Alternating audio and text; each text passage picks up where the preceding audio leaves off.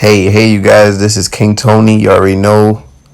Back to the business. ACURA TSX V6 crank position sensor. We're going to the passenger side, straight underneath.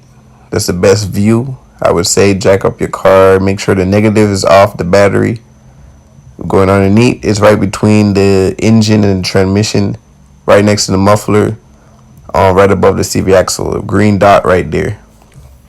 First thing first, make sure you have your 10 socket and ratchet holder. We're going to take off two 10 bolts. One right here, and next one's right across, right there.